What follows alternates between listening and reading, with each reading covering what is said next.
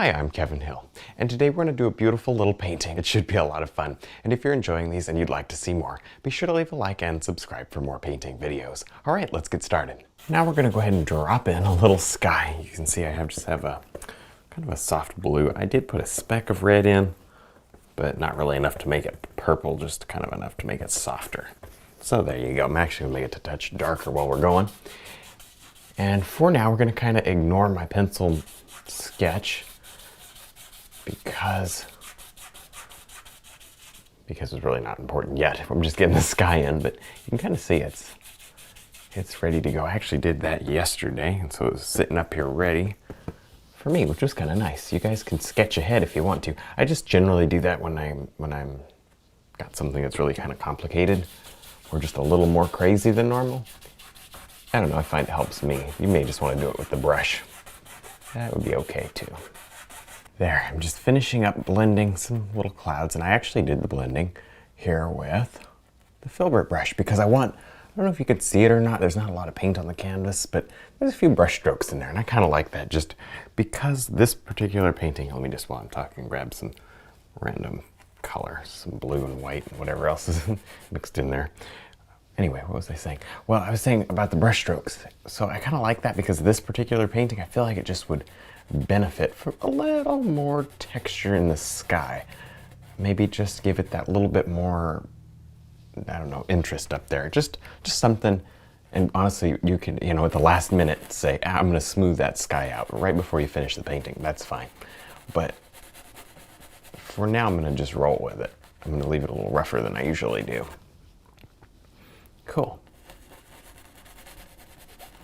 I like that. There's a little distant mountain.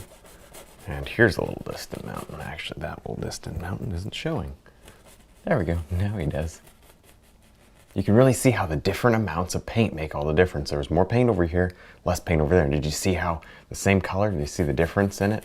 I had to make it much darker over here just to make it show up. That's a really good example of how a little too much paint on the canvas is not really a good thing. Now I'm just finishing up our little trees. I just blocked these in quickly with a filbert brush and some dark. Now I'm going to go ahead and wipe that out so I have less dark in here. And let's grab some green and brown. And I'm just going to throw some yellow in it this time and maybe just a touch of white. See, here's the thing. I don't want my grass, which is what I'm going to paint right now, to be quite so dark as the trees. Now, if you're new around here, you're going to be asking, why don't I just paint everything dark? Like, it's an underpainting. Just paint it dark. Well, here's the thing. I like to build, when it's possible, and it's usually possible, I like to build a little depth in my underpainting. And so, when I'm done with my underpainting, you'll say, oh, that kind of looks almost halfway finished. Like, look, here. This is an underpainting. Look how light it is in the background. So then when I put my lights on top of that, I've got less contrast in the background, and I'll have more contrast in the foreground. Isn't that cool? All right, well, that's just my 5-minute tip for you, or 2-second tip, or whatever it is. Cool. Yeah, I like that. You can kind of play around with this as we go, but that's not a bad start. All right, a little more of our yellow ochre, perhaps. I had a fence sketched in. Well, that's gone now. It's part of the fun of sketching. Half of it just ends up disappearing. Now I've got my little detail brush, and I'm going to drop in some little tree trunks back here. They're not terribly large, as you can see. I like that. It just doesn't take a whole lot of them. Yeah, it looks pretty good, doesn't it? A lot of this will be covered up, so you don't have to go crazy, but I like the idea of just getting a couple in here. Why not? Yeah, there we go. Helps to kind of show the structure in trees that have a lot of spaces in them, and you can see these have a lot of spaces.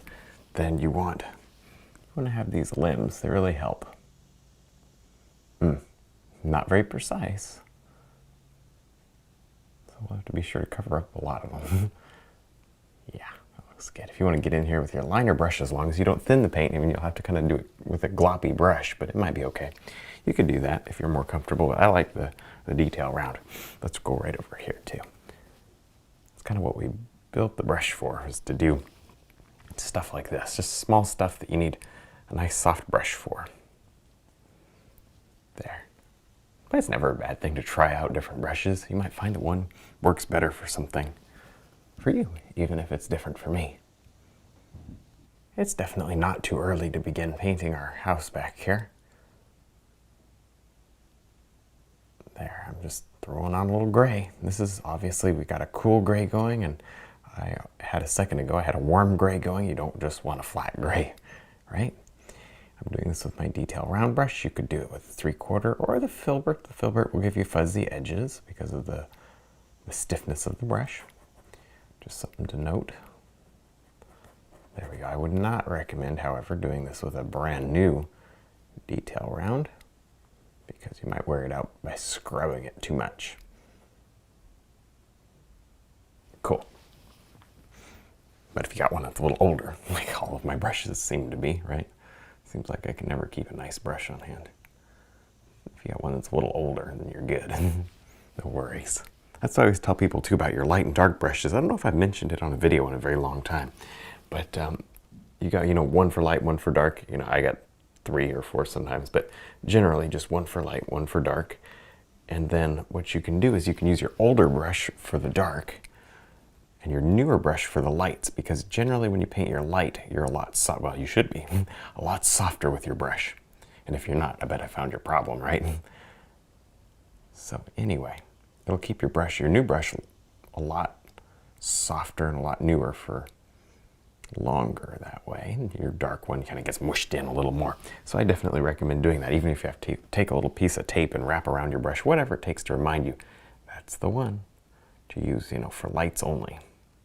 So hopefully that helps you. Now I'm just going to brush in a nice little pond here. You see, we've really been planning it from the beginning. No surprise there, right? Well, as we get here to the shore, I'm just going to touch in a little more black too, actually. Cool. Now, I know this isn't matching perfectly what's above, but the main thing here is that we just get a nice color, because you see this dark, which I want near the shoreline. I can mirror that with a little dark above, just, kind of pre-anticipating our little shadows. Cool. That looks really good. Now, maybe just a little, my brush is super dirty, but maybe just, if I can do this, just pick up a little light without getting mud. Yeah, looks all right. There. I'm destroying my grass, but that's okay. It's just an underpainting, remember? And of course I got my blue kind of showing through. I may or may not really see much of that because I have so much land above it. But anyway, there you go. Probably won't see much of that. Now, the most important part here is that we take a paper towel, crumple it up. Actually, I got 2 of them here. And there we go. We're going to wipe this area down. There, look at all that slippery wet paint that would have caused us terrible problems when we went to highlight or do other things around this water. The paint is just simply not your friend. Use as little as possible. So you can kind of bring that light back. That looks good. Don't worry about anything that looks kind of weird because we can simply blend it. Let me grab actually just a clean brush. Here's a clean 1-inch.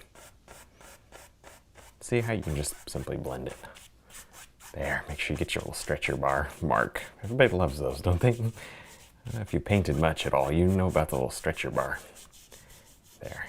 Now I'm gonna go ahead and just take a paper towel and just touch the little trees. Mostly on the top, but kind of toward the bottom is okay too. And when you touch, maybe just mush a little too. Hope that makes sense. What I'm doing is I'm removing just a bit of the extra paint without destroying my trees. Okay, and you may get a little paper towel texture in there. Good. It looks like extra brush strokes. I don't know. There you go. Yeah, see that? That looks good. What that's doing though is it's really making it easier for us to highlight. I'm gonna go over here especially. This one looks pretty thick. That way we can highlight. If you don't do this step, I don't think you'll be highlighting. At least not very effectively. Now I believe that we had a chimney up here. That looks That looks about right. Cool. I kind of don't remember, but I think it was somewhere around here. It doesn't really make a whole lot of difference. I just put it where I thought it would look right. Actually, that's too tall. Got that. Let me see. Where are we going?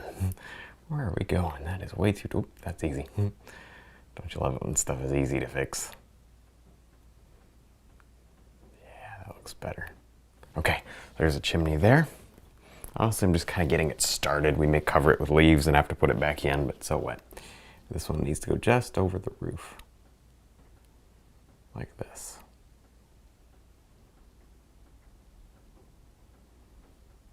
Nice. Yeah. That looks good. I like that. All right, let's get more white. Yeah, I like that. Good. So we'll kind of just let that sit for a minute. I know it's nothing special and it doesn't really look great, but let that sit for now. We'll maybe detail it out later and, you know, make it look a little better. But for now, I just wanted to make sure we had the placement to where I kind of liked it. So now let's go ahead and just drop in our windows and stuff. Perhaps we got a door here. And some windows. Maybe a window up there. Yeah, that looks good. These are pretty simple, kind of just going quick. Maybe a little window there. Maybe nothing there to speak of. Maybe a couple of windows there and maybe a long one. There, I don't know, something kind of cool. It's like a big building. I don't know, maybe some farmhouse. I honestly don't know. It's just kind of an interesting house, you know. And then let's go ahead and just drop in with dark black. This is a little black and brown. Just drop in our shingles just by touching. I just want an indication of them really too far away for a lot of detail. And if you need paint, of course, check out our website. You guys can use the same stuff that I use, which is important. It's very important that you don't struggle with the paint. Some paint works better for this kind of painting, and some paint just is good for other things, but not for this, you know? So make sure you have not only a high quality paint, but something that works for what we're trying to do. Now I put it a little bit more mid-tone in here, and I just now started, see that little highlight back there? I like that highlight. That kind of just, I don't know, makes that little house stand out. Now I've got my fan brush, and some of this was done with a detail round. I just kind of mushed a little bit back in there. But now I think the fan brush is probably the best tool for the job as we get just a little closer, because it leaves that little texture. We're going to do several different, well, variations of, you know, little plants and stuff back here, especially up in the trees. And I think the fan brush will probably be used for a lot of it. There. I mean, I probably won't get the trees done just this minute. I'll probably go ahead and do them separately. Don't want to get too many things going all at once. But, oh, there we go. That's pretty. A little more of our green. I like the idea of keeping a lot of greens in here. We'll do the greens and the golds. We'll have them both. And I think that'll just turn out nice. There. If you get too much paint, do I even need to say it? You wipe the canvas, because that will make it so much easier. You should have no trouble at all with this grass coming off beautifully. All right, oh, look, I see a little highlight here, a little highlight opportunity right back there. Now, isn't it amazing when you put some bright colors around something that look too bright, it then becomes too dark? It's just funny how that works. So I'm going to see if I can just brighten this edge up a little more. There, just by touching it. Of course, you don't want to go too crazy. We got that house pretty much the way we like it. But I'm just going to touch it here and there. I may even lighten it up some more after this, but you know, maybe just a sliver of light here on the roof. Cool. See that? That just helps to brighten it up, make that look like it's more, just more correct. All right, that looks, oh, you know what? I missed a spot. Right there. Good. Okay, that helps. Now let me set down that brush, and I've got my fan brush ready to go. Let's go right here to the top. I'm going to kind of glop on, well, glop, really? Yeah, a little bit. I'm going to kind of glop on a little bit of a leaf pattern. I'm just going to do this differently because I've got the fan today and I just want a different looking leaf. You can do this the old-fashioned way with a filbert brush and tapping. I'm just trying something for fun. And I need just a touch more texture because this is a hard brush, stiff brush. It does not layer as good as something softer. So you need a little more paint than normal. That's why I say the glop, but you can turn it around, kind of feather it just by touching, and it melts right back into the painting. See that? The more, obviously, the more you touch it, the more it melts. And when it melts too much, some people call that mud. So you don't want that. Now I'm gonna go ahead and drop in a bunch of grass, and of course I'm using a liner brush. This works out pretty well. I've got a nice light, very light highlight green here. And of course it's very, very thin. I like this liner brush because it feeds paint for so long. You can see that I've spent just the last few minutes sort of just kind of going around the whole painting, you know, up here, the house, back over here, just bouncing around a little bit in the little trail, the little path right there. Just doing random stuff, honestly, just nothing in particular, kind of, oh, this needs a little highlight, that needs a little color, whatever, and just kind of getting it done. Oh, you know what, here's a good spot. Let's break that. Oh, there we go. We broke that line right there. Good. See that line right there? That adds a little depth. All right, so you don't have to just do that color only. You can kind of go darker maybe. Oh, that don't you love how I say, let's go darker, and it doesn't do anything. Yeah. Go a little darker over here maybe. Actually need some more oil. But I'm gonna get most of my grass done before I move on to the limbs of the trees and stuff like that. You can see I put in little basic flowers. I can show you how to do a basic flower if you want to see. And just take my little detail around and I literally just touch it. Maybe just do a couple more here on the end after I do the grass. See that? And you have a basic flower. Cool, huh? Just adds a little color. I like that. Okay, let's keep going with these little blades of grass. Maybe even darker yet. Right out here. Yeah, there we go.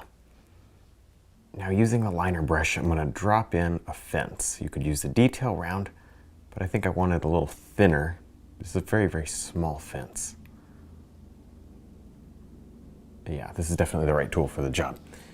Let me see, so you just kind of get a few little posts going, and it certainly didn't make any difference if they're straight. In fact, they'd probably do better if they weren't straight. As they go back, they definitely get a little smaller, closer together, and maybe make them stop somewhere around in that area. Do two more. There we go. And back over here, let's just connect them up with a couple of boards. Pretty quick and easy, to tell you the truth. It's just not hard. Leave a little gap there. Make that just a fraction darker so you can see it. There we go. Good. It's an old fence. Maybe just, yeah, maybe let it wander out this way. Kind of just there, you know, adds a little extra detail, which I like. Over here, we'll just add a few more boards.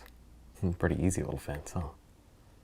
Adds a lot of last minute detail, doesn't it? All right, well, I think we're done. I had a lot of fun. I hope you did too. Don't forget to check out our website, DVDs, and brush line. Thanks for watching.